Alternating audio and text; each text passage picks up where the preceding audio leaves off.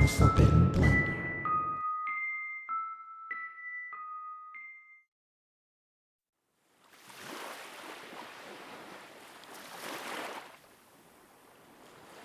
The man pulled the BMW in the middle of two parking spots. The sun was out, casting early shadows on the car's New York license plates. The beach lay before him, just waves lapping against the sand.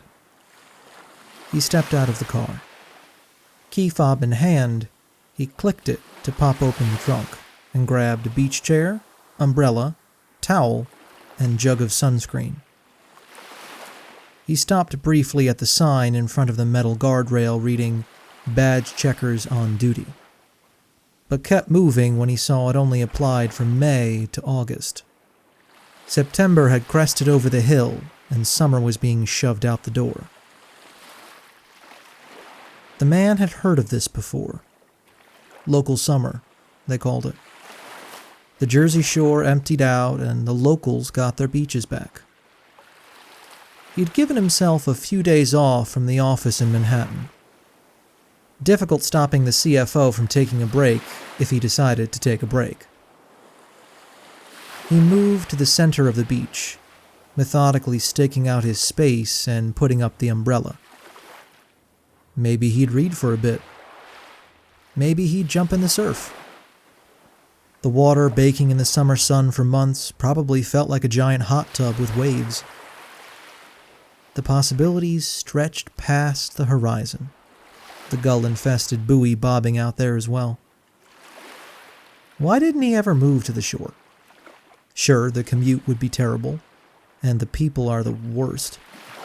And you're miles from any kind of culture and... well, I guess he'd answered his own question.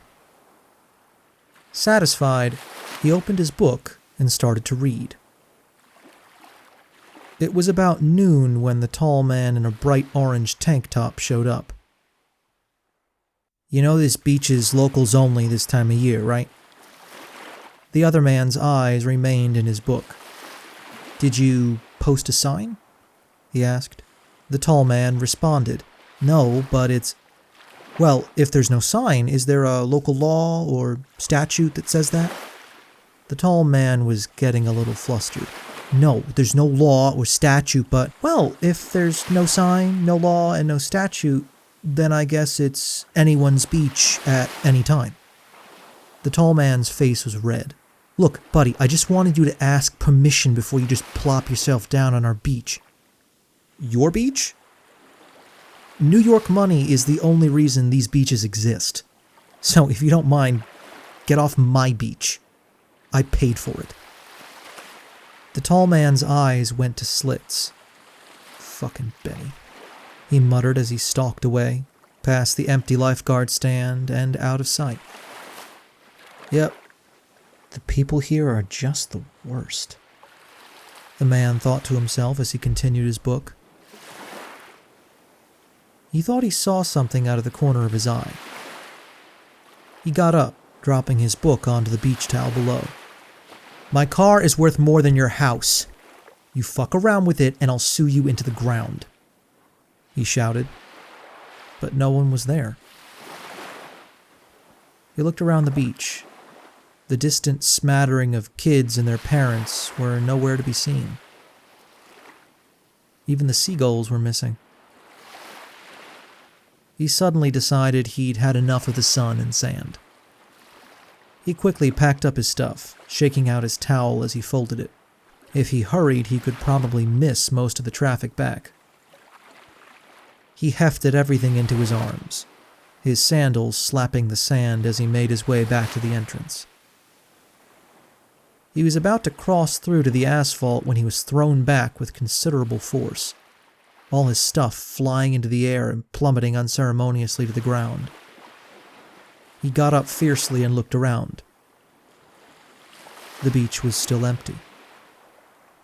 He marched forward to find the smartass who shoved him and was rocketed backwards once more, this time with the wind knocked out of his chest. Clutching his stomach and gasping for air, the man wildly looked around. unsure of when or where the next blow would fall.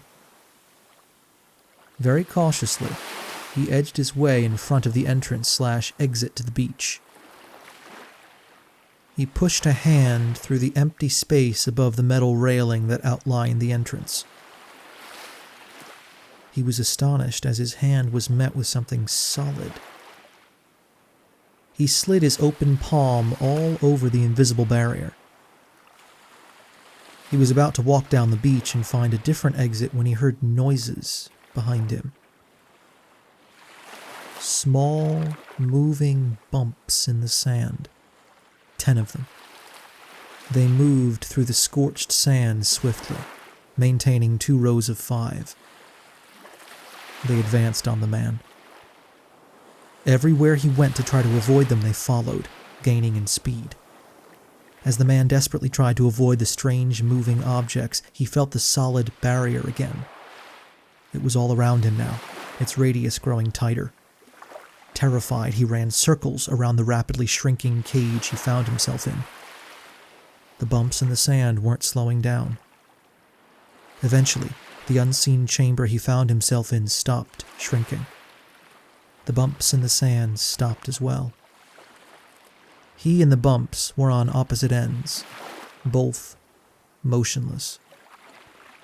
He took his eyes off the bumps to see people gathered around in the parking lot outside the beach. They all leaned against their cars, the New Jersey license plates gleaming in the sun. They all stared. He shouted at them for help, uselessly trying to explain the otherworldly events of the past few minutes. Whether they could or couldn't hear him, it didn't matter. They simply stared. The man racked his brain frantically trying to think of something, anything he could do. Any dream he had of a solution died as he saw the small bumps in the sand start to break the surface. 2 very large hands. A horrifying blend of bone, skin, and sand. The hands moved blindingly fast and closed around the man's torso. He screamed as he felt his ribs cracking. The screams turned to gurgles, and blood spurted out of his mouth onto the sand below. Suddenly, the sand opened up, and a gaping hole revealed itself. The giant hands released their grasp as the man's flailing body fell, disappearing into the hole. Seconds later, the sound of bones snapping and meat tearing echoed throughout the small chamber. Then, all at once, the ground closed up.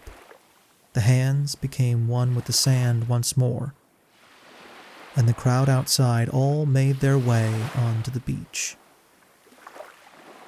Within moments, the sounds of children fighting over a frisbee and dogs barking as they jumped into the surf for a stick dominated the beach.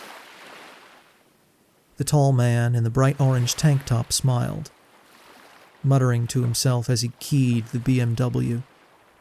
Gotta love local summer.